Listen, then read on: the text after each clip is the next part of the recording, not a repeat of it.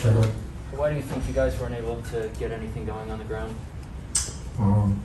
We just didn't have that many snaps in the first half, and then once we came out, we were down. So I think that put us in the passing game, and after that, we were down even more. So we had to go into 2-minute mode. So not a lot of running the ball in the 2-minute mode. And was there anything that led you to think this could happen, or did this catch you by just a huge surprise? Carter caught me by surprise. I'm not used to losing like this, or I know all the guys and myself included around the locker room, and we had a great feeling coming into this one. We felt like we worked hard in practice and did everything we needed to do leading up to it. How do you think that happens? I mean, you got basically all your key guys back from last year. How does this happen? I don't know. I mean, in the NFL, each team has a game like this a year, so I think it's best to get it out early, and it's a long year, 16 more games, so it's better to get it out now.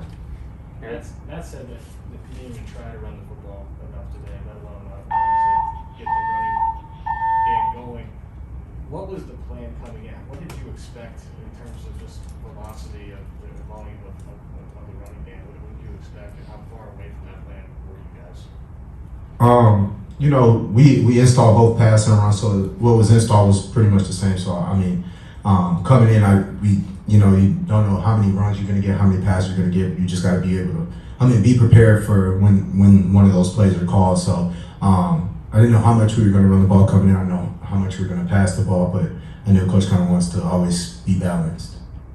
Aaron just said that he felt you guys were too full of yourselves entering the season with high expectations. How does that happen with guys like you and him who know that this could happen any given week? A little bit of complacency, I guess. Just like you said, just kind of ride high. Just gotta go back to work and remain humble and continue to do what got us here. We've heard a lot about the leadership in the locker room all through preseason, even up to last week. You guys have been talking about it. So with a loss like this, what's the message to the rookies, especially when you came into the game with so much confidence? Just to keep your head up. It's 16 games. Came out slow. We didn't do what we wanted to do done. So go back to the drawing board, go back to practice, continue to work hard, and execution. That's probably the biggest thing. And when your number's called, just be ready. From your standpoint, how good is that Saints front four? They got a really good front four. They get after it, and they wreak havoc for everybody, and you'll see it throughout the season. So I think they have a really good front four. How different could things have been had you gotten 7 to start the third quarter? I think it could have been a little bit different. We get some points up there on the board. Everybody, I think it gives us a little bit of confidence, especially the defense going back out there on the field. I think it changes the ball game a little bit, but we got to keep playing and respond from it. Were they not biting on play fakes, just kind of waiting for you to pop tackles?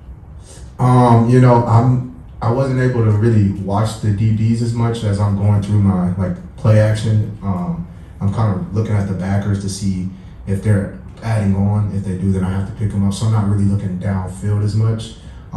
So I couldn't tell you. I think they mixed it up and went a little man and a little zone. We were expecting more man. There are such high expectations team-wise coming into the season. Does this game knock that back at all, or is it just one game?